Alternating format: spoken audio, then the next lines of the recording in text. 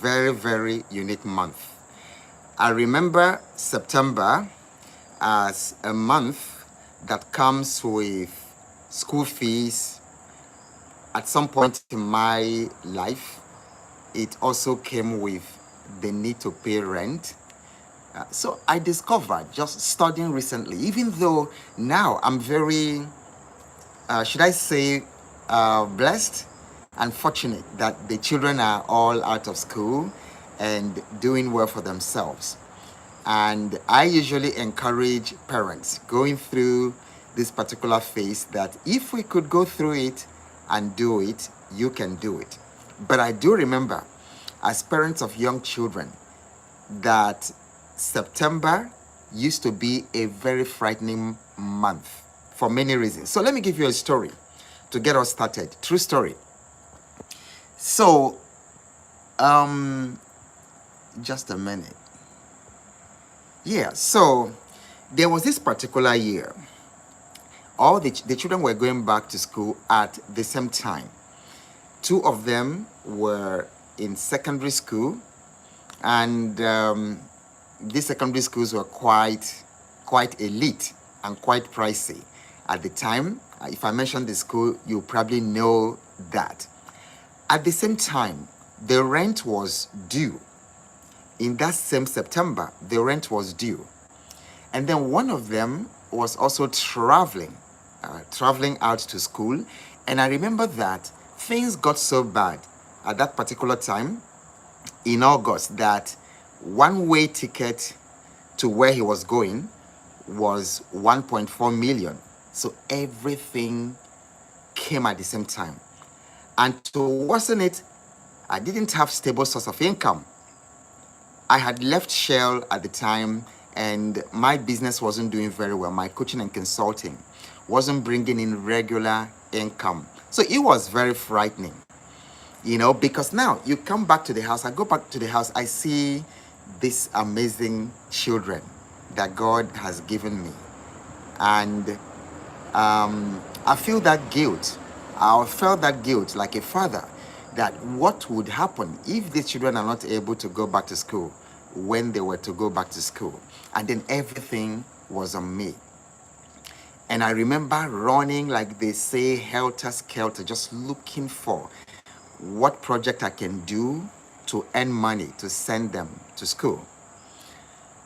And I approached a very wealthy individual who is also a friend. I find it very difficult asking people for money, and you're probably like that.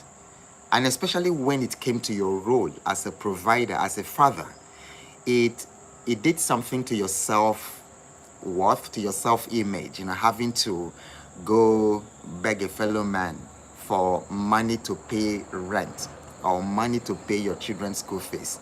It did something, to me. But at that point, I was left with no option. So I visited this gentleman. He is very well to do. He's a billionaire, actually. But you see, one of the lessons I learned over time was never to make plans on another person's money. Please type it in the chat. Yes, welcome back, all of you. Welcome back. I'm glad to be back. I did rest very well. I took a quick break with my wife, and we did rest for August. So we are now back bigger, back stronger, back with more wisdom, with more punch. You here. Good to have all of you. Okay.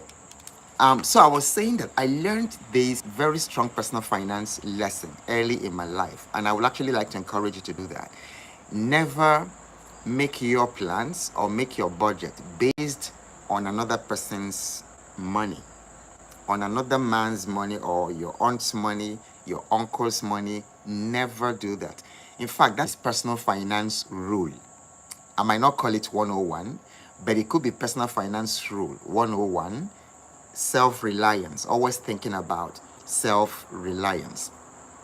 So I approached this gentleman very well to do, because it was my last resort. And what I said to him was, I didn't want to directly ask him for money. He had companies, he had organizations that he was leading. And I was very good at consulting, at coaching, at leadership development. So I approached him and said, "Sir, can you, that this is my situation, that everything is due. My son was due to travel to school in just about 2 weeks then. Then these other schools were already demanding their rent and threatening, some of you who have children in school, you probably get the same experience. They threaten, oh, listen, if you don't pay their fees, don't bring them. Like where my children attended, they will say, if you haven't paid your fees, don't bring them because we're not going to pick them up at the airport. It was a scary thing and a scary time. Let me get some power to this phone. I'm getting that the battery is low. Just give me a second. I'm very excited about what we are discussing tonight because I know that many of you are in that situation. So I asked the man to allow me to consult for him so that I could raise funds to send the children back to school in September. And it wasn't just that he said no, but the way he said no shook me. It changed me. He just responded, after listening to me, he just responded, the answer is capital no. So there I was, left to myself. This is September. No money anywhere. No asset to liquidate and send the children back to school. But that's behind me now. And I know that many of us go through that around this particular time. So I've come up with a couple of ideas and thoughts, and there's also a worksheet that is going with today. If you go to the description section, you are going to find a link to download the worksheet to help you put a stop to this September cycle. The other thing with September economics, so I've coined that term September economics. I don't know if anyone else has done that. So I'm probably the first on the internet to use September economics because September is a very, very unique month. There's also January economics, but we're going to talk about that later. But it looks to me that if you handle September economics very well, the January economics, which is usually another difficult month, very long month, especially for people who earn salary. If you handle September economics very well and you use the workbook, which I have in the link in the description of the video, you are going to be okay, because part of the thing I want to happen is for you not to continue to go through this cycle over and over and over again. Every time, once it is September, you go through exactly the same thing. Now, I look around me and I go to the market and I see parents, with their little ones shopping, back to school shopping 2025. And they are buying uniforms, they are buying books. I don't know whether they still do what they used to do in those days, when we went to secondary school. They usually will give you a prospectus, and then there's a list of the things that you were supposed to come with. So I see parents, are going around the market buying shoes, sandals, and all kinds of things that the school recommended. And I've already mentioned about the rent renewals, and I would like to have your experience. Is anybody else in this live session, has anybody else experienced something similar to what I'm talking about? Like whenever it's the September, things really get financially difficult. And you see why this conversation about September economics is important is that these are the little things, the little details that sabotage your finances. As I'm going to show you, it's a little detail, September economics, but it is a massive, it's of massive importance to your general financial well-being, as I'm going to show you. So do let me know what your experience with September finance looks like.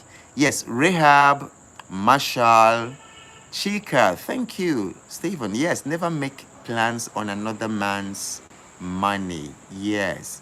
Onyedi Kanadi says the same thing. Yeah, hello, Ade. Thank you. Ade likes my glasses. Yes, Chinwendu says begging is not easy. It's not. It's not at all. Okay, and thenOvat says, very true. And then Rich David says, I thought it was a spiritual related thing. Yes, and that's why if you look around, you find a couple of things online like September prayer. And so we're also going to talk about the spiritual thing part of it. So you see September prayer, and you see such as like September prayer by Apostle somebody, because we happen to be a very superstitious continent. But I'm going to talk about that because Carl Jung says that if you don't make the unconscious conscious, it will ruin your life and you will call it fate. And many things I've discovered when it comes to African spirituality is that many times what we are battling with, especially when it comes to our finances, is not a spiritual thing. It's actually unconscious habits that we've developed over time. And then many times it's actually habits passed on by our parents unconsciously. So you may research epigenesis and you'll be amazed, just how these things, how habits control our lives unconsciously. And then many times, when we don't pinpoint those habits and deal with them, we will call it witchcraft. I remember a particular case. I was working with Chevron at the time. And of course, if you were working with Chevron at the time, you were well paid. Like many of you probably already know, I started my career with Shell. And then Chevron made an offer that was almost 3 times what Shell was paying me. So I was earning a lot of money when I joined Chevron. But I never knew what happened to my money at the end of the month. I couldn't tell where did the money go. And then maybe you've also found yourself in the same situation where at the end of a month, you're asking yourself, where did all this money go? So I was actually there. And then somebody, a pastor, said to me, hey, Ogbo, it's unusual. How can you be earning such money? And then by the end of the month, your wife is looking for money to buy fuel, to fuel the car to do the school run. He said, no, it's not normal. It's demons. It's money-eating demons. So they named it. They called it money-eating demons. That I should come for deliverance. Of course, I wasn't the kind of person to give that kind of suggestion. But what I did was I decided 1 month to start tracking my expenses. So start tracking how I spent my money on a daily basis. And whatever I bought, I put it down. Do you know, my friends, at the end of the month, yes, I discovered the money-eating demons. They were indeed money-eating demons. What did I discover? Groundnut and banana. I never, whether I was hungry or not, I would never cross a groundnut or banana anywhere I saw it. I spent an unhealthy amount of money buying groundnut and banana when I was never hungry. But as long as it was banana and it was groundnut, I just liked it. I was addicted to groundnut and banana. And when I looked at it, I was shocked, how much of my money went to groundnut and banana. I also discovered fast food in those days while I was still ignorant about, nutrition. And there was this fast food chain in those days called Mr. Biggs. It was the elite place in those days. Each time I went there, I made a note. So Mr. Biggs was the demon. Banana and groundnuts were the demon that ate my finances. And so if I hadn't brought it up to my consciousness, that's the point I'm making. If I hadn't brought it up to my consciousness, I will call it fate. I will call it demons. I will call it one of these fancy names and phenomena that the religious people call it. So I'm coming to the spiritual aspect of September, or the ember months. But as you already see, there's a lot about your financial habits. The financial habits that control September. are the financial habits that control October, November, January, and all that. So you want to pay, especially when it comes to personal finance 101, pay attention to your habits. Whether you're going to be financially free or you're going to be financially bound forever, you got to pay attention to your money habits. Okay, so the first one, we talked about back to school. We've talked about rent renewals. And then let me also talk about what happens in the financial markets. Now, September is typically when, if you can even Google it, when stocks crash. And it is not unrelated to school fees. Just when you actually think about the sheer number of children who go to school. I don't know what statistics of your own country is, but in Nigeria and in many parts of Africa, 70% of the population are 30 years and under. So that's massive. And I remember many years ago, during the term of a particular central bank governor, he came out and confessed and said that Nigerians alone at that time spent over $5 billion sending children to study in UK. That was his number. I didn't make it up. That was his number, $5 billion, as far back as that time. So school is expensive. It's a major expenditure.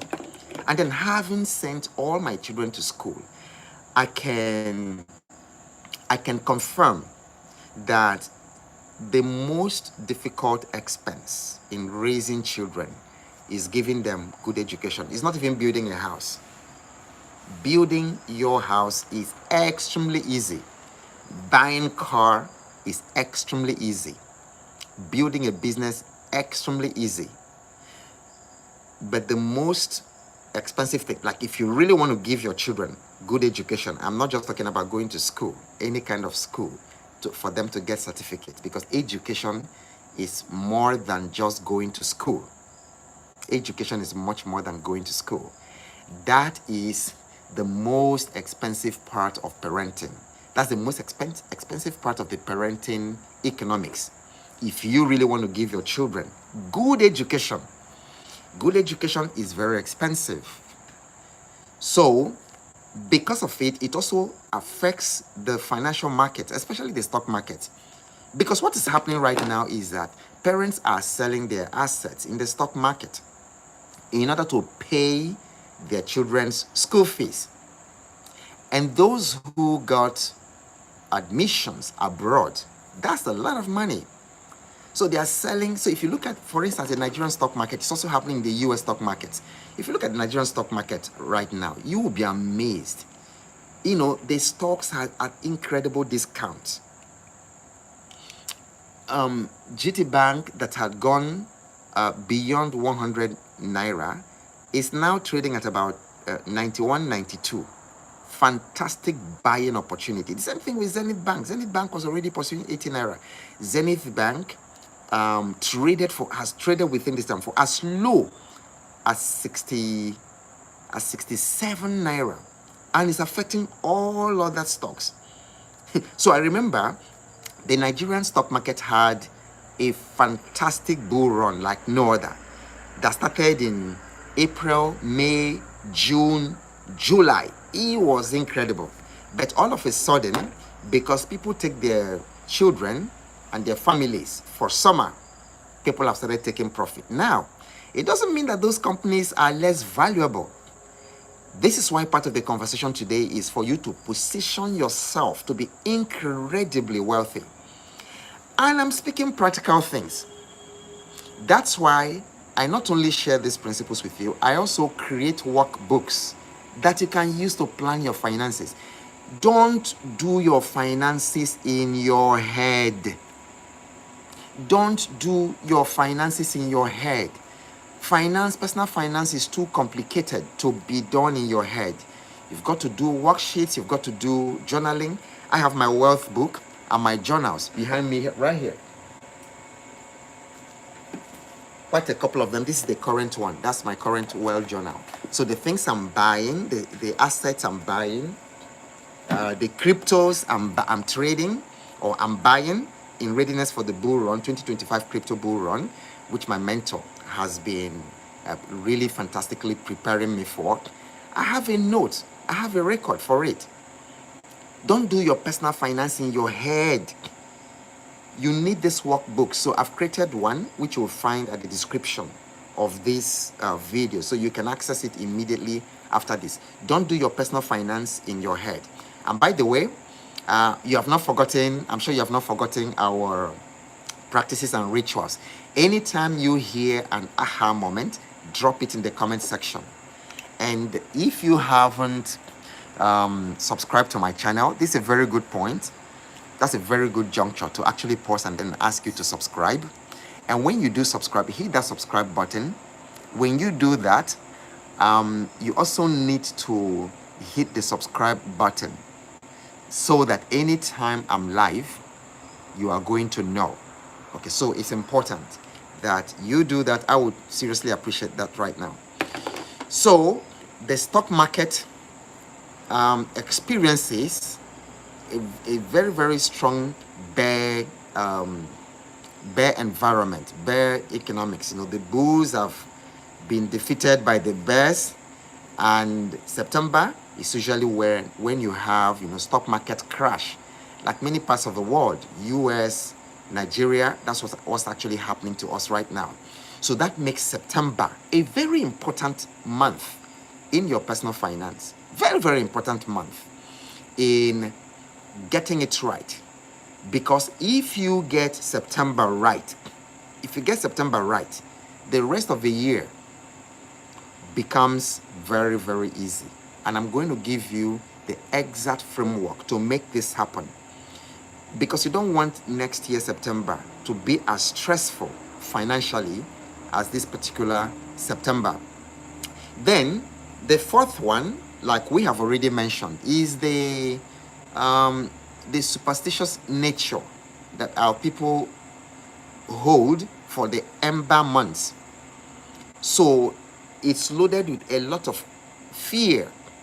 You know, they say that's when you have blood sucking demons, more accidents. What are the things, you know? What's the, for some of you from different countries, do you also have ember month superstitions?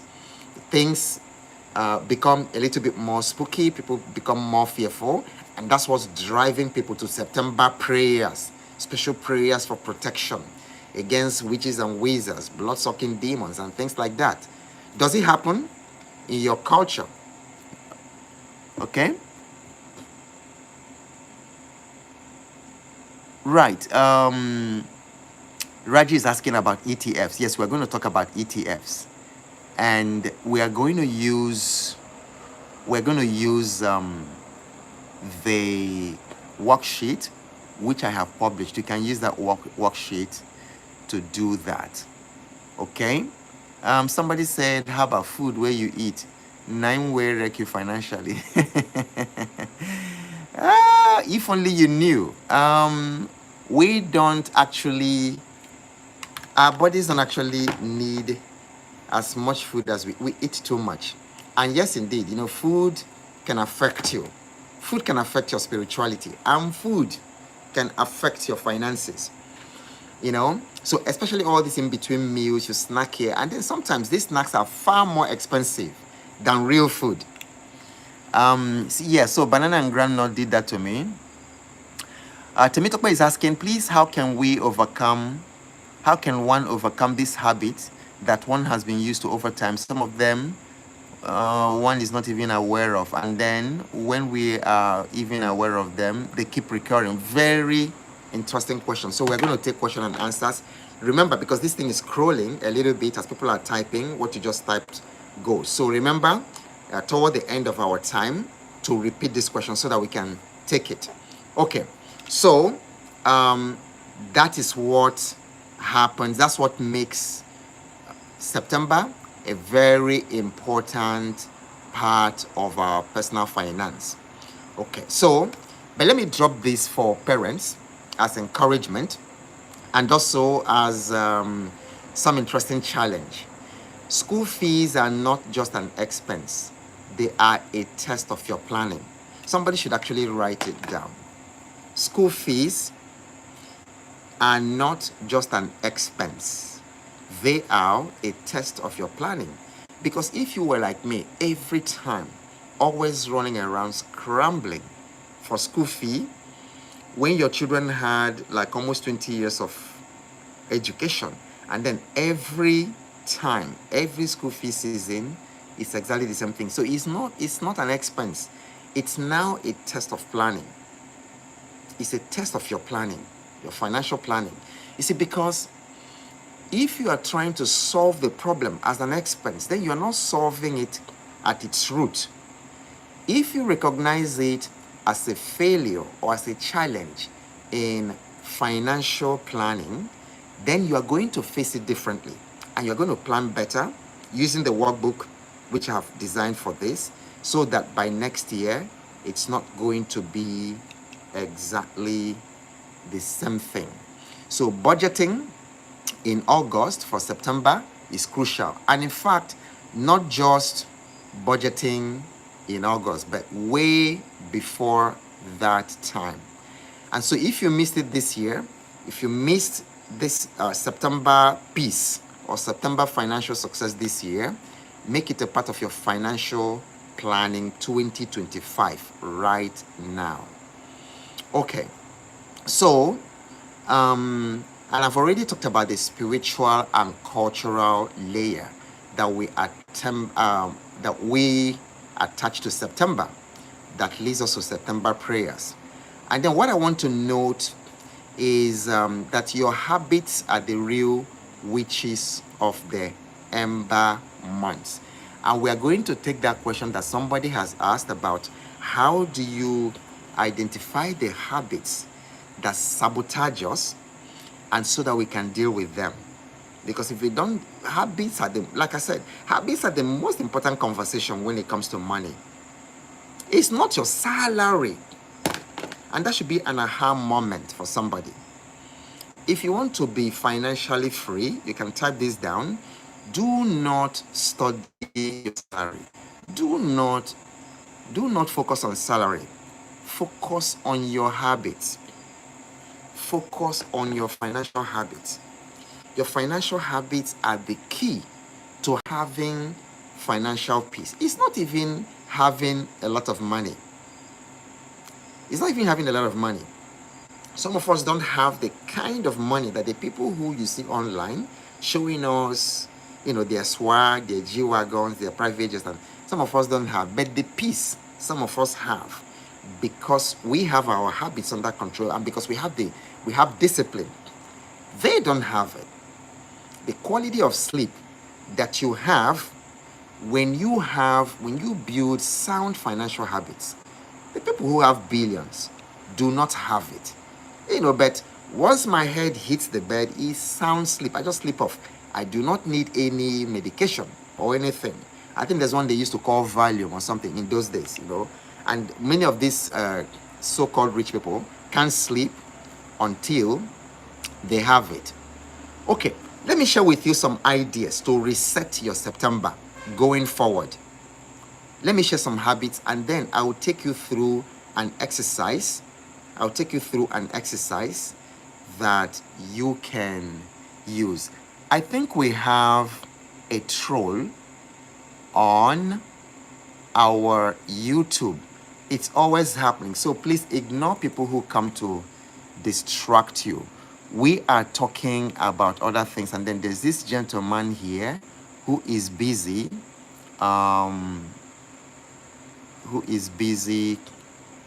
saying other things. Okay, so let me just take him out. Okay, so that he will stop distracting us. But please be careful who you follow. I see some people or somebody selling all kinds of financial products on my whatever. In fact, and people are also faking my accounts all over the place. People are faking my accounts on TikTok, on Facebook. There are so many Ogbo, Awoke, Ogbo accounts, defrauding people. Please do not follow them. This is why part of why I do live, so you can hear from me directly and then from my channel. And I would never come to your DM anywhere in any social media. I would never come to your DM and ask you for money. Never. So some people are using my name to defraud people and asking them to buy, to give them money so that they will invest for them in stocks and all that. I, Ogbo, Awoke Ogbo, will never do that. Neither do I accept, send friend requests. For those of you watching from Facebook or TikTok, I do not send friend requests to anybody. And I do not come to your DM. I do not have that kind of time. So beware of the people who come during the live stream like this to deceive you in my live stream and also outside of the last live stream. I don't know why people do it. I don't know why they can't just build their own brand and share whatever they think can help people. But they come in here, to confuse people. So please do not do that. Yes, exactly. So if I see a few aha moments in the comment section. Focus on your habits, yes, not on your salary. If you want to be financially free, focus on your habits, on your financial habits, not your salary. And then Augustine says, yes, school fees are not an expense. It's a test of your planning. That's true. Because from my own experience, my planning was very chaotic. In fact, there was no planning at all. It was always, whenever it's coming to September, we start running around, looking for how we're going to raise this money, how we're going to buy all the things that they need to go back to school and all that. Okay, so let me share a few concepts, because now we've talked about the problem. What is the solution?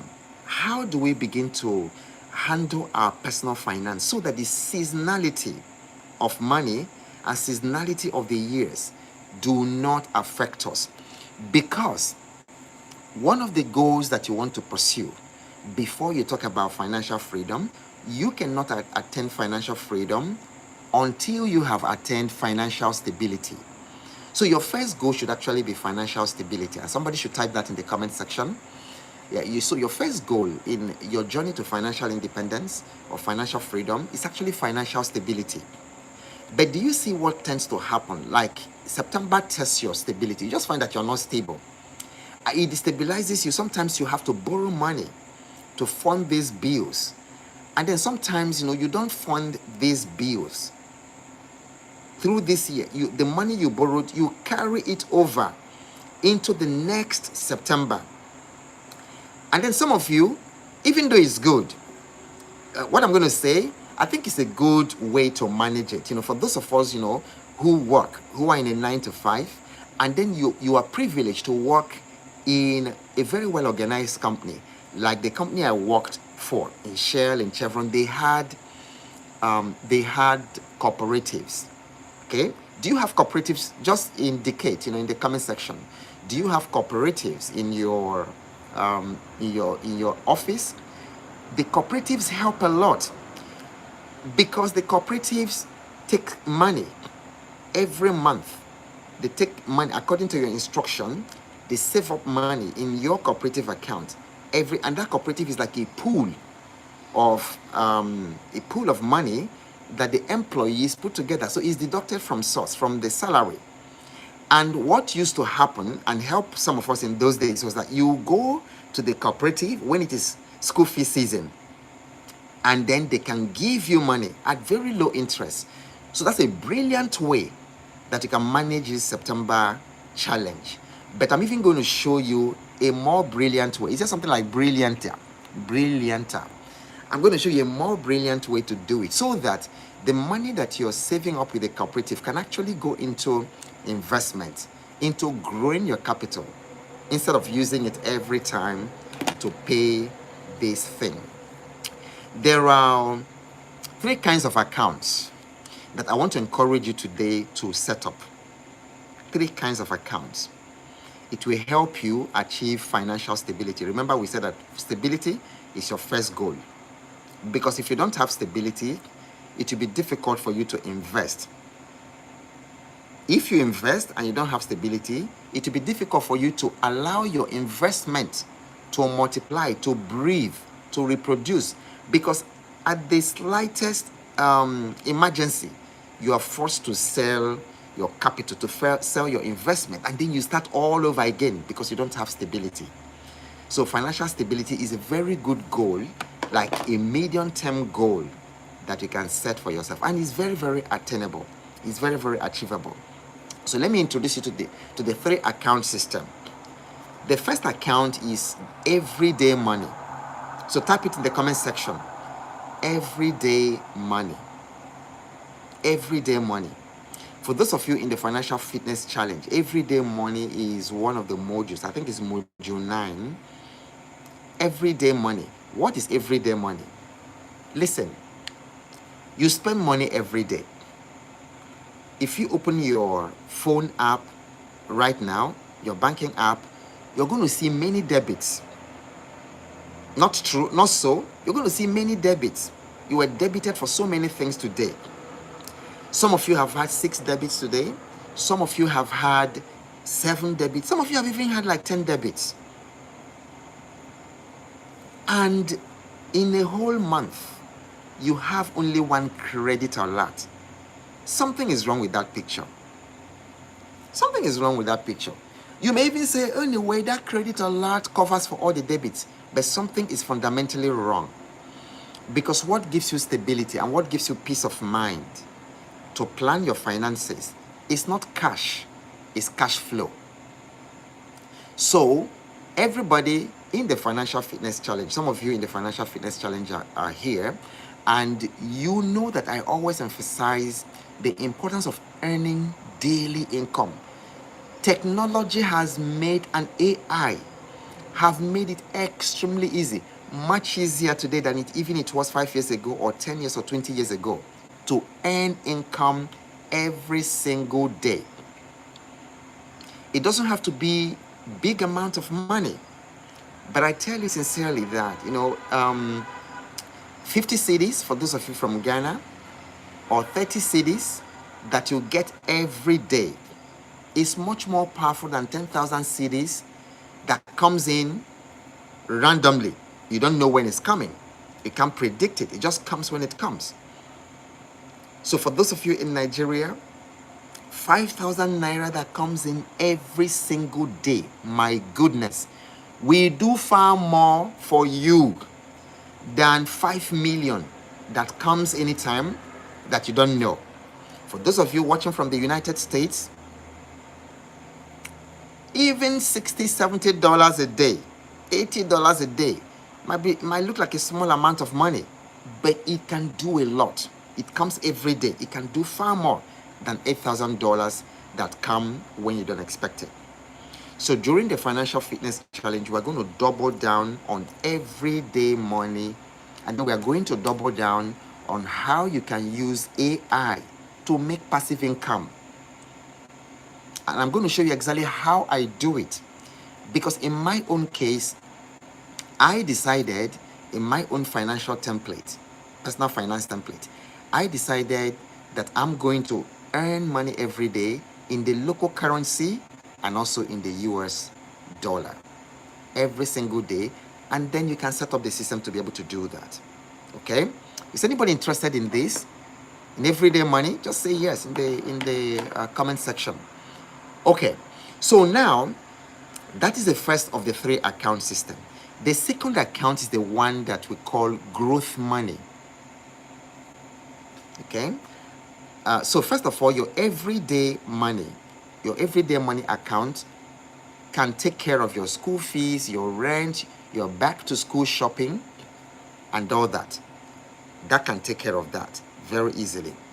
Now, growth money, that's what takes care of your investments, your stocks, and then even positioning yourself for the crypto bull run 2025. For a long time, I ignored crypto because when I started, I was scammed and I lost so much money. So I used to think that crypto was a scam. Far from it. Because right now, what crypto is doing is incredible. It has institutional adoption. It has government adoption. And this year, they have come up with, government is coming up with a lot of adoption. Central banks around the world are adopting crypto. Governments are now storing their treasury in crypto. So it's an eye-opening moment. And then there's what they call bull run, because the crypto has this cycle. So there's what they call bull run. And there's one being expected anytime from maybe October, November, December, January. And September offers you incredible opportunities to position yourself. The bull run has turned $200 into $2,000. The bull run has turned $100 into $10,000 and even more, just investing in the right coins. So it is your growth money that takes care of this. And you see, if you don't have your growth money account, you won't be able to take advantage of the investment opportunities that open themselves up on a daily basis. Account number 3 is the one that I would call your legacy money. This is where insurance plays. I'm going to bring an amazing lady up in one of the live sessions to talk to us about insurance and how wealthy people use insurance, use trust to preserve their wealth. Because it's one thing to create this wealth that we're talking about, but preserving it is another thing. And so there are ways that very wealthy families preserve their wealth for generations. But you see, what happens around this part of the world is that many times, when the family provider dies, that's it. The generational wealth. I had an uncle who had so much money in their time. Unfortunately, there wasn't banking at that time. People used to put their money, hide their money in places, under their beds, and some people dug places and all that. Very wealthy man. So he died, and then nobody, up to today, nobody knew where he had kept his money. So wealthy families use certain insurance engineering and then building of trust to pass on their legacy. Because what would it profit you that you do all this hustling, you build wealth, incredible wealth, and then something happens to you, and that's it, and then your family has to start all over again. So you need legacy account, legacy money account, where you put your emergency funds, where you do your inheritance planning. Okay, so one of the times we're going to do inheritance planning, because I figure out that many of you, I look at my audience, and about 80% of you are 35 and above. And I really like it. I really like it, because that's the make or mar phase of your life. So so it's likely many of you listening to me are 35 and above, or you're in your 40s, in your 50s, 60s, and even 70s. In fact, one of the participants in the Financial Fitness Challenge is 75 years old, and she's going to be 76 in November, because what we are discussing is very important. What we're discussing is very important. And for many of us who are over 35, over 40, in our 50s, we are struggling financially because of 3 major reasons. Number 1, low financial literacy. How can a 58-year-old not have any understanding about the financial markets? A 58-year-old man ran to me. He does not know what stock market is. He does not have one single share, and he is struggling financially. Another 65-year-old said, "Oh, I wish I met you earlier to hear what you're saying. I'm 65, I'm 64. I do not have any single investment." And this is particularly disturbing because we are living longer these days. People are living up to 90, 95, even over 100 these years. And if you're 58, it means that you might still be here for another 40 years. And how can you be 58 and not have investment? How can you be 55 and not have a solid financial market investment, or you have inheritance planning? So that's why I do what I do, for you. The second reason that people in this demographic struggle is that they do not have a system. You don't have a system for planning your wealth. And this is why I create all these worksheets. So if you go to my, I don't advertise it enough, or I don't talk about it enough, but on my seller page, you're going to find so many resources and materials that you can use to structure your finances. Money loves structure. Wealth loves system. Somebody should write it. Somebody should write it. Money loves structure. Wealth loves systems. Type it. Money loves structure. Wealth loves systems. So the reason many of us over 40, or many of us in our 50s, we don't have a system. We don't have a system for making money, for managing it, and for multiplying it. And so because of we struggle. And Warren Buffett said, if you do not have assets that make money for you while you sleep, he said that you're going to work until you die. It's not a curse, it's wisdom, it's the reality. So we struggle because we don't have a system. Excuse me. The third reason that people as old as I am struggle financially is because we are not playing in the financial markets. All our lives, all we've known is the labor market. We went to school, got a certificate, and then they employed us. And that's all we know. But there are at least 4 markets. There's labor market, there is financial market, there is raw material market, and then there is a finished product market. And I can guarantee you that 95% of the money is made in the financial markets. When you hear, Elon Musk is worth $400 billion, do you think he has it in cash? It's in the market.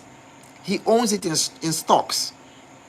When you hear, Dangote is the wealthiest man in Africa, how do you think that guy, if you catch him, and I've been in the same room with him twice, I don't think that guy has a wallet.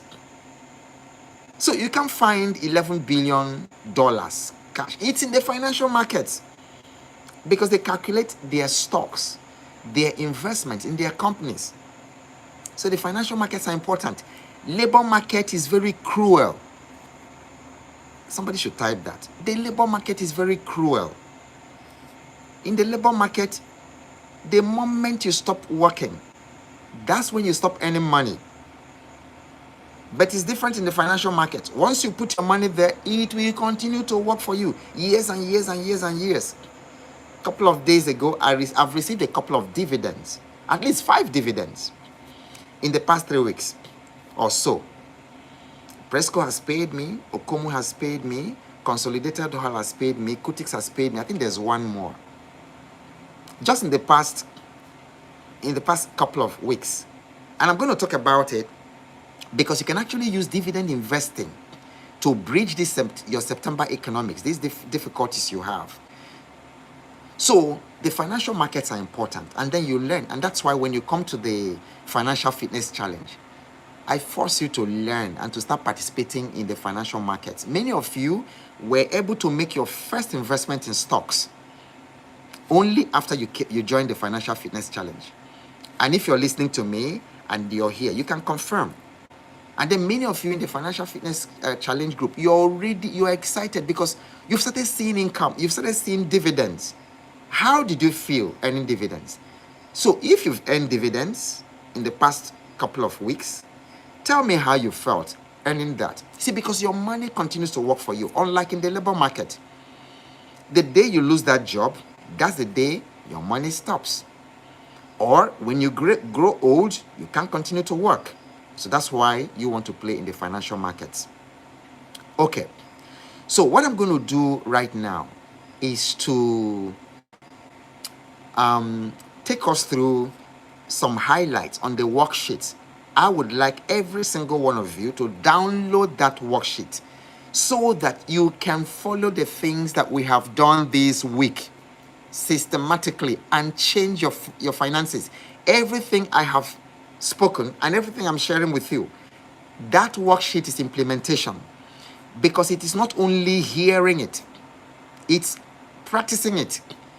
That's why the people in the financial fitness challenge are getting results, because I'm gratified when you practice it and then you get results, not just hearing it every time. It's not hearers, it's doers who make the money. And that's why the worksheet, because I'm a trained coach, and part of what I do so well is not just to teach you the concepts, it's not just to simplify abstract ideas, but also to give you a guide, a worksheet to be able to implement the things that you are learning. Okay, so let me talk through the worksheet. I have called this worksheet the Breakthrough Money Workbook. Okay, the Breakthrough Money Workbook.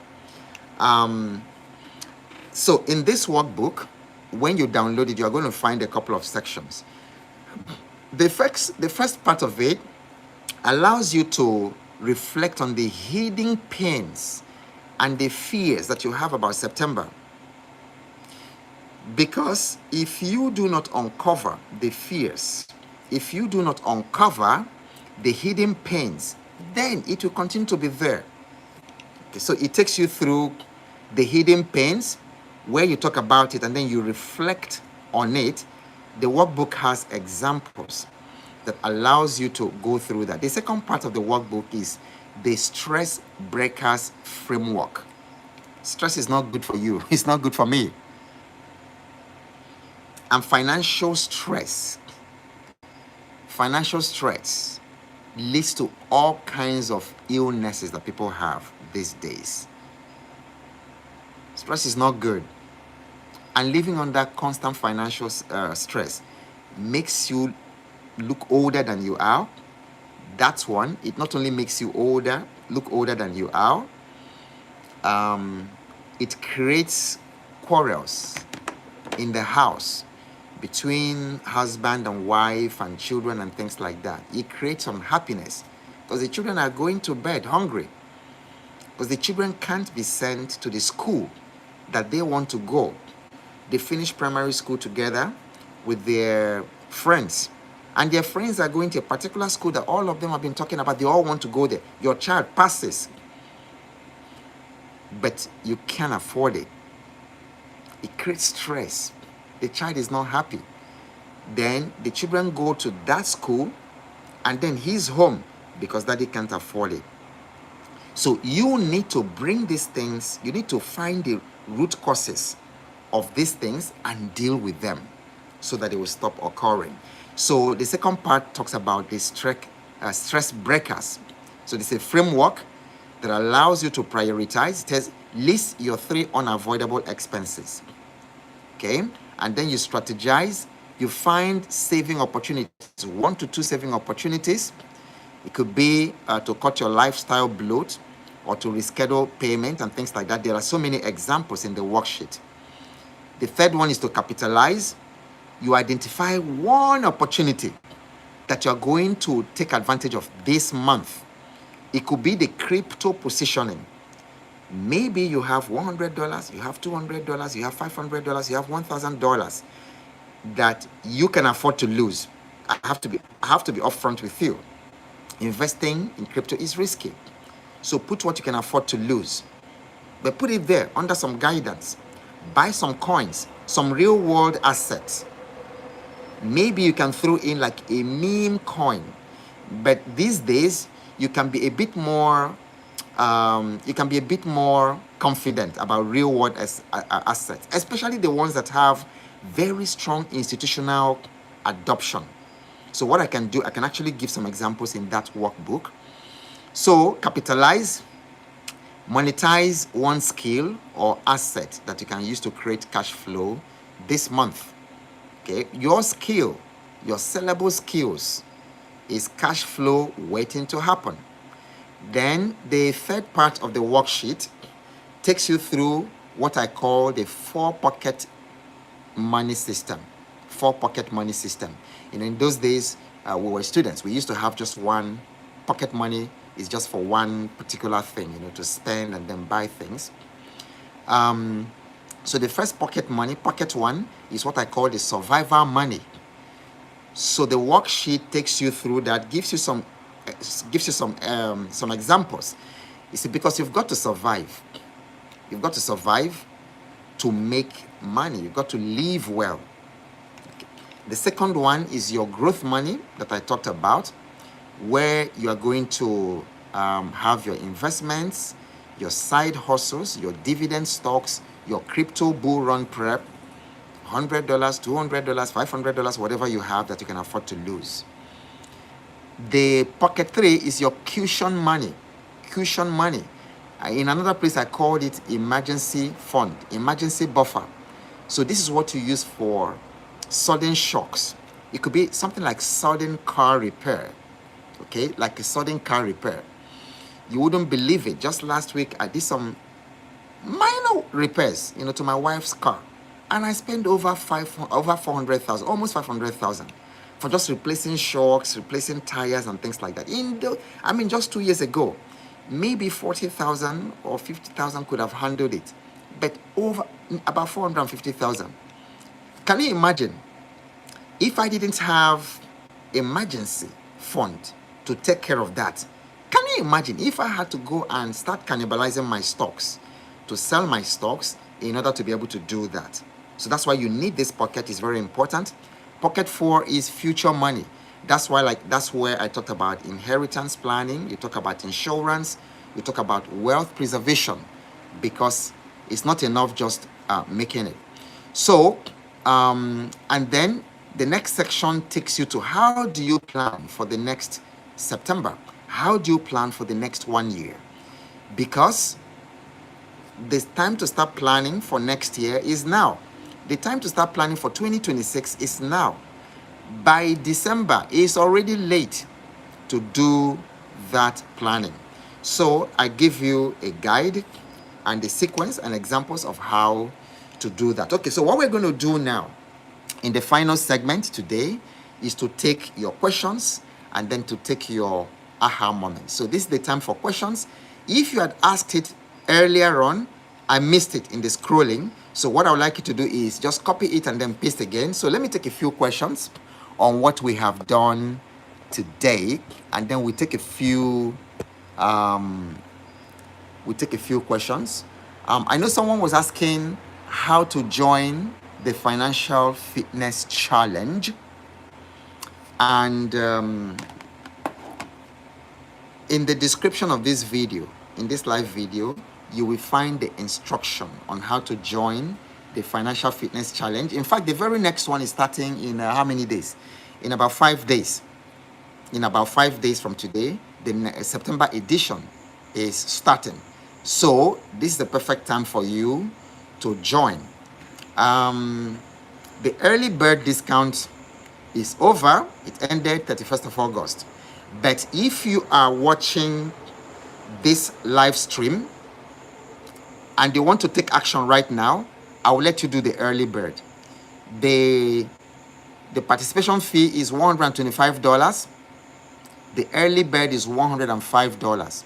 Or if you're paying with a Nigerian bank account, the participation fee is 125,000 naira. The early bird, which ended 31st of August, is 105.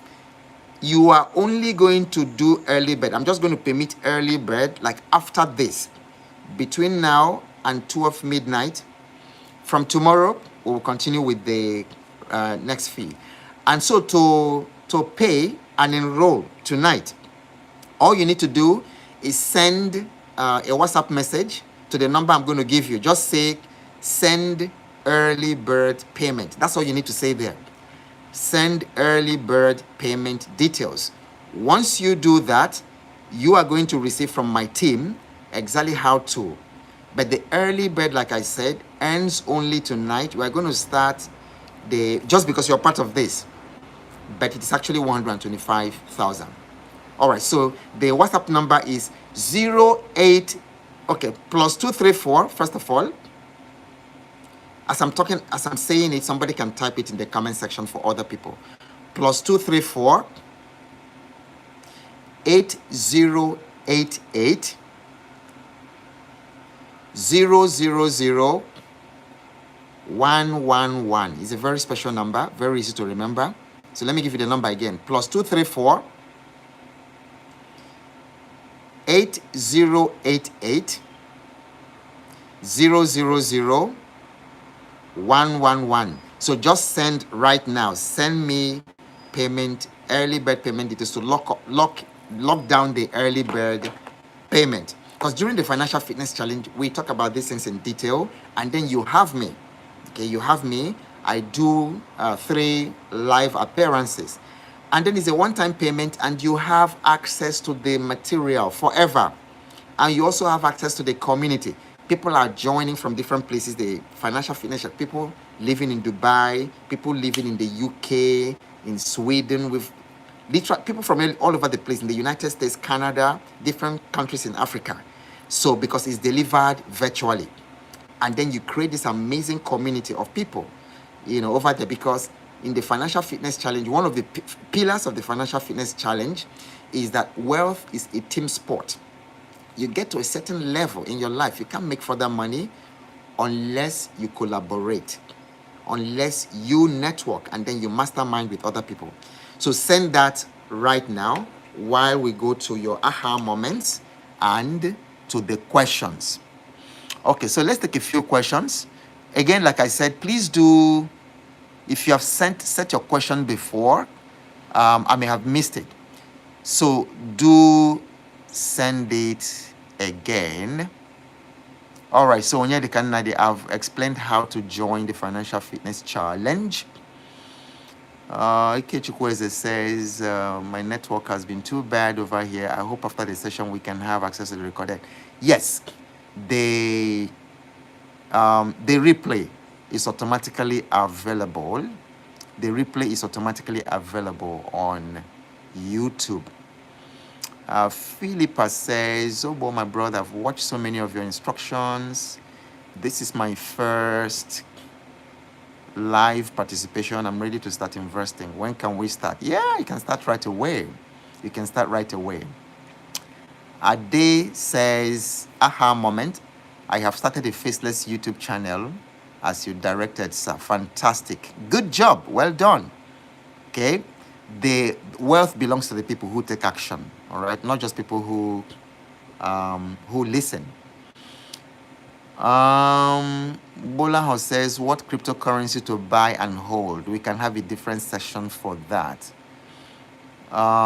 Where can one download the book?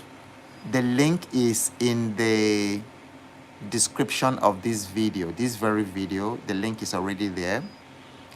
Nyame says, should one save more in a financial institution or invest more in the business? It depends on your investment goal, because usually your investment should be driven by a goal. You're probably doing long term or medium term or short term. Maybe you are investing for retirement. Maybe you're investing to go back to school to do your postgraduate program. Maybe you're investing to build a house. There are different reasons. And so investing in a business is great. Investing in the market is also great. It just depends on what it is. But I really encourage people investing in the financial markets because it gives you a lot of leverage and is very, very profitable. If you invest in the right companies, you're going to have not just capital appreciation, you are also going to have dividends that you can use to now eventually do whatever it is you want to do. Some people start investing in the stock market and then they use the profits, they exit after 5 years or something, and then start their business. Maybe you're still working and you're thinking about starting a business at the time you retire or by the time you stop working in another 5, 7, 10 years. Then it's better that you invest in the stock market, in the financial market, and leave it up to that time. Because if you are working and then you're trying to run a business at the same time, it's extremely dicey and very, very difficult, to do. Okay, so you can start with investing, and when you're ready to retire or to quit working, you can exit some of your investment, take the profit, and start the business. Okay. Okay. Philippa says, send me the early bird payment details. Please send it to, there's a WhatsApp number, it's in the description, and I've given it to you. Send this very thing that you sent here in the comment section, send it to WhatsApp, +234 8088 000 111. All right, just follow the instructions, you will get it. Temitope says, please, how can I overcome habits that have grown with me over time? I gave up trying to stop it because it just kept recurring. I wish you gave me a little bit more context, to the habit you're talking about and how it has grown with you, and then the difficulties. But let me give you a general guideline for breaking any habit, no matter what habit it is. I remember myself battling as a younger person. I remember battling with some very shameful habit, which a lot of men do in secret. I battled with it, and I discovered that the more I tried to break that habit, the more I fell into it. And then when I fell into it, I will kneel down and repent and then pray for forgiveness. Oh, forgive me, I will never do it again. Only for the next day for the thing to happen. So the neurology of habit is what you really want to understand.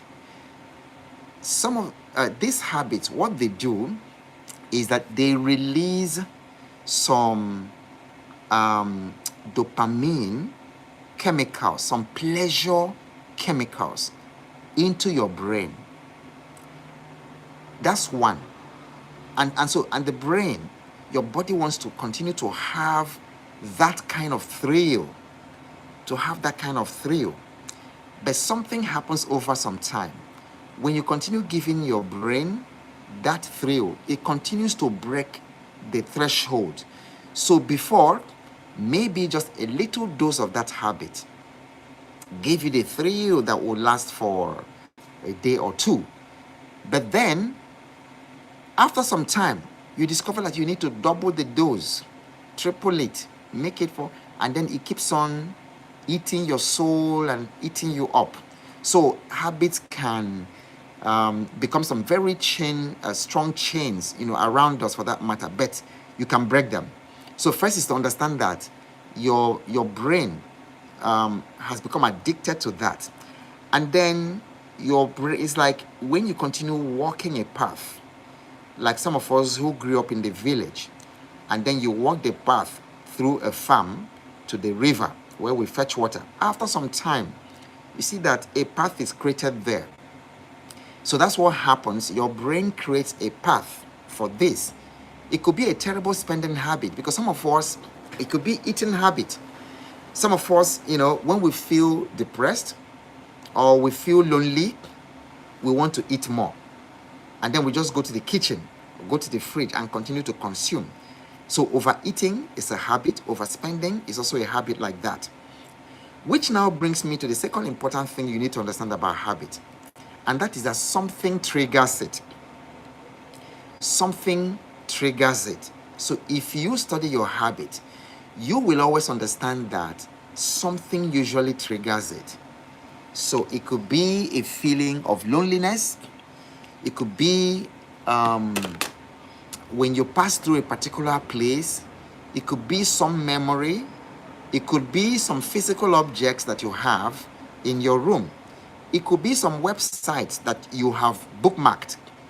So when you find yourself in that sort of internal situation or even external situation, that habit triggers. And then once it triggers, there's no stopping. It goes through. So there are triggers. So you need to find out what is it that triggers this behavior. What is it that triggers this behavior?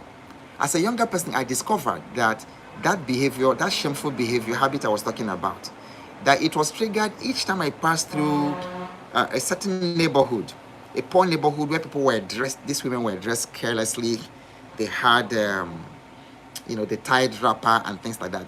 It was a shortcut to where I was living at the time.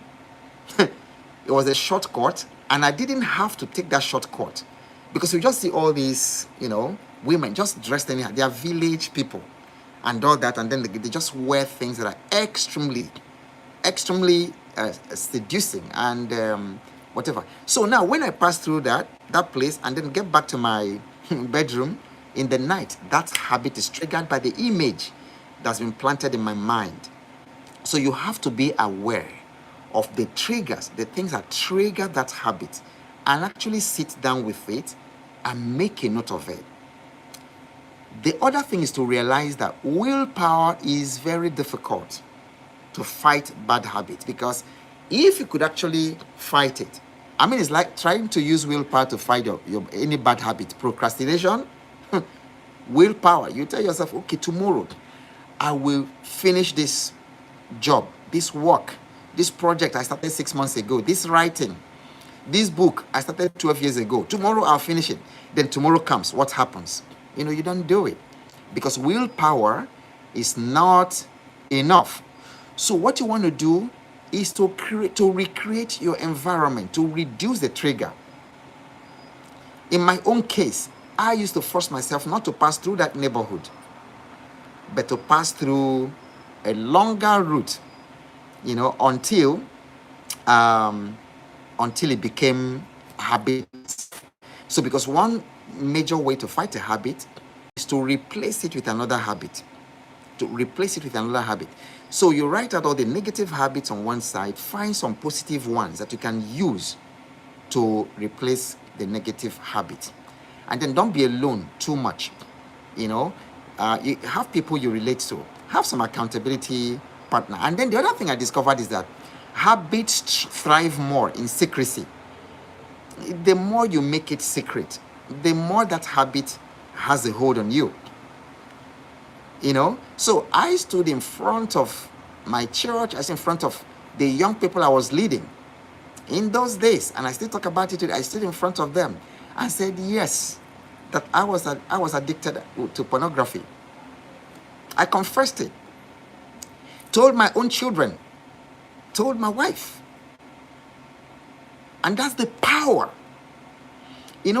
James, an ancient writer of scripture, said, he said, confess your fault one to another that you may be healed. And then one more story I will tell to that, how to actually liquidate your habit overnight. Take it out from the secret chamber. Because as long as it's something hidden, you won't be able to deal with it. Especially when you are a figure like myself. I've always been a very influential person. I've always been like a very well-respected person or personality over the years. I've been on radio. I've been on television. I was on television, live television, for 5 good years. So people trusted me. I'm well known. And so when I come out in the open and I speak so powerfully and people are saying, thank you, Ogbo has helped me, you've done this and all that. You're full of wisdom and all that. So I used to feel like I was a hypocrite because I'll go back to my house and then I'm battling with this thing. I decided, okay, no, let me bring this thing out to the secret. And he said, like I told you. So I stood in front of the church and everywhere and told people, that I was struggling with pornography. I was struggling with it. And so it freed me. Which brings me to the story about the farm supervisor who stole eggs during Christmas. Stole so many crates of eggs during Christmas. And as he was driving through the gate, the security guy, the gate man, in this part of the world, we call them Megad. They used to search boots of the car. So he opened the boot and then he shushed the security man and said, don't worry, don't tell. I will take special care of you. So he kept it quiet. And then by January, work resumed. And then this security guard started misbehaving. So sometimes instead of coming to work at 7 a.m., he will come at 9:30. And then the supervisor will be angry. Why are you coming to work right now? Why? And then he will start raking and vexing and scolding. Then the security guy will just shake his head, smile at him, and said, remember the eggs. And then the man would chill. He would do nothing. This continued for months, and this guy kept on misbehaving. Couldn't query him. He couldn't be disciplined because every time he told the farm supervisor, remember the eggs. Then one day, the supervisor got tired of this whole thing and decided to go to the chairman himself, the owner of the farm. He went and then confessed. He said, listen, sir, I'm really ashamed of and embarrassed for what I'm going to tell you, for what I did. It's terrible, it's wrong, and if after I've finished telling you, you sack me, I deserve it. But I need to let you know that last Christmas, I stole some crates of eggs from the farm. I'm ashamed of it, and I'm really, really sorry, and whatever you do to me, I deserve it. But I'm sorry, and I will not do it again. So he confessed. The chairman said, well, that's courageous of you to actually come to tell me. Well, if you had told me, I would have asked you to, take eggs for your family. But it's okay. I'm not going to sack you. I think I like your honesty and all that. So go and sin no more. The gate man did not know what had transpired. So the very next day, he did the same thing, misbehaved, came. And then when the supervisor called him to query him, he said, remember the eggs. He said, you can go to hell. Go tell him. Go report to him. And so he had this new boldness, new confidence. Why? Because he had brought it out in the open. So James says, confess your faults one to another. So don't pretend. Ask for help. Come out. Tell people. And then sometimes you might run into somebody who has gone through that challenge and overcome it. And then ask, how did it happen? All right. So I hope that was very helpful to other people. Okay, let me know in the comment section, the person who asked about habits. That's Temitope. Temitope, was that helpful? Okay. Obakan says, how can we get the worksheet? It's right in the description of this video. Okay, just go to the description for this live video. You will see all the link. Samuel says, is Okomu, Presco, and Boafood a good buy now in the Nigerian stock market? Absolutely. These are fantastic. You mentioned fantastic stocks. And yeah, I keep accumulating Okomu and Presco. They are very good anytime, any day. I keep accumulating. All right. Ayomi says, any stocks you would recommend I can buy? Yeah. Okomu is good. Presco is very good. GT Bank is good anytime. Zenith Bank is good anytime. And then you can try some penny stock recommendations for those of you in the Financial Fitness Challenge. Those 7, in fact, the very first one I recommended, 7, and then I had another one, I think about 10. So you should find them in the Financial Fitness Challenge. And when you join the challenge, you have access to all these stock recommendations. In fact, I'm going to do something I haven't done before. I'm going to recommend, because this is a great time, actually this particular week is a very good time to buy and hold some crypto. For those who are joining the Financial Fitness Challenge, I promise you tomorrow, somebody should remind me, I promise you tomorrow, I would recommend 5 or 6 coins.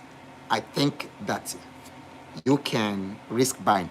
But by the way, always do your own research. Okay, we always put that that disclaimer. Always do your own research. Okay, it's not supposed to be financial advice. City King says, I guess this is your aha moment. Says, if you don't make the unconscious conscious, it will ruin your life, and you will call it fate. Okay, yeah. So that's going to be fate, F-A-T-E, not F-A-I-T-H. Fantastic. Second aha moment, your personal finance is too complicated to do in your head. Get a journal, write things down. Fantastic aha moment. Okay, Nappy says, how do I use AI to make money? It's also in the Financial Fitness Challenge. One of the modules shows you 15 ways. 15 ways you can start making money. You can start making at least $75 a day on AI. It's one of the modules in the program. So it's too long to answer here. Paul says, first investment and I earn some dividend. Fantastic. Very good for you. Vincent Ame says, what will you advise someone who wants to become a forex trader? Whatever you want to trading, where the money is not in the forex market, it's not in the crypto market, it's not in the stock market. The money is here. It's right here in your mind. It is your mind that has the access to the money in the market. This is why anything that you want to invest in, you must understand it.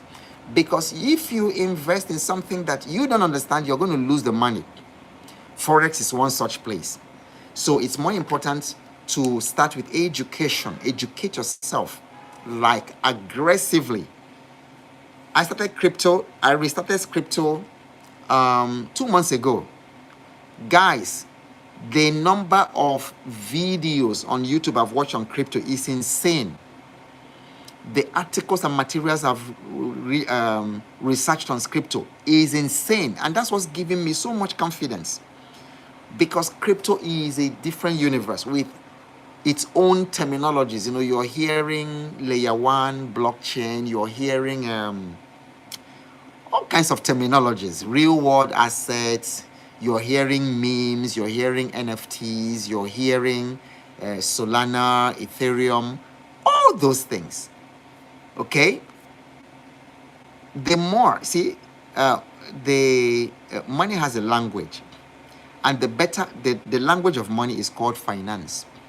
It's from there that you have financial intelligence. The language of money is finance.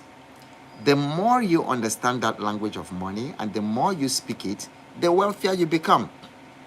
The people who are richer than you are richer because they speak the money language better than you. Okay, so if you want to do forex, study it. You can make money in it. It's very legitimate market. Okay. Ishmael says, I have some amount, but don't want to invest now until December. Very good. Make up your mind and have some conviction about your investment. Okay. EVA on Facebook says, can somebody please copy the link here? All right. Somebody watching on Facebook. Okay. What we can do when we are done, we can put the link for you because it's not on Facebook. It's actually on YouTube. Okay, so it's been wonderful restarting this after refreshing and having a period of rest, because it's not just, you know, make money, do content and all that. We also need to take care of our bodies and take care of our minds. So the month of August was fantastic for me. We went on a resort. I had time to do a lot of reading, a lot of meditation, a lot of good eating and things like that, and rest. And so I'm back in September better and stronger. But what we're going to do going forward, we are going to be reducing our daily live sessions to just once a week. But in that once a week, we will spend more time. We can spend like 3 hours, and then we will dive deep, and then we'll be thorough. And then we will also have a chance to consult, to deal with your practical money problems. That's the one you can come and tell me, okay, now this is the situation. My wife has saved 5 million. And then I want to use it to do this, but my wife is insisting that we should do that. Questions like that, you can bring it. And so we spend more time. So what I would like you to do is to put in the comment section your preferred day in the week. I wish I could do poll here, but I'm not sure how to do that. But just let me know from Monday to Sunday, what would be your preferred time? If you wanted us to have a 3-hour extended live session, or even 4 hours, where we will talk everything money, we'll talk everything mindset, we'll talk everything market, whether it's stock markets or crypto or forex or whatever, we will talk everything business. Fantastic, like a real life thing where you're going to bring your challenges, okay? And then we talk about them and you get solution on the spot. It's going to be 3 or 4 hours, so that we are not going to continue every night. So what I want you to do, suggest the day in the week. Make sure everybody here suggest a day and time in the week. Do you want it in the afternoon, like between 12 noon and 4 p.m.? Do you want it earlier? Or do you want it as late as we've been having it from 8 p.m.? Give me your suggestions in the comment section. Then I and the team are going to look at it. And then from next week, we'll start. But mind you, we are starting the next Financial Fitness Challenge next week. The early bird is gone. But if you are signing up tonight, you can send a message to the WhatsApp number in the comment in the description to give you to send you the early bird payment details. And then we're going to be spending too much time from next week working on your money, so that your money will no longer be a black box or be a mystery thing. It becomes something you put structure and system to. And then you find out that making money is really easy on one condition: if you have a system. And I'm going to help you during the Financial Fitness Challenge to create a system to manage, and to multiply your money. So thank you all. It's been wonderful spending this time with you. The first live session in September. Whatever happens, I love you deeply. I care for you, and I really want you to do well. Keep showing up, because you have no idea what's coming your way next. And I'll see you in the next live session. Good night.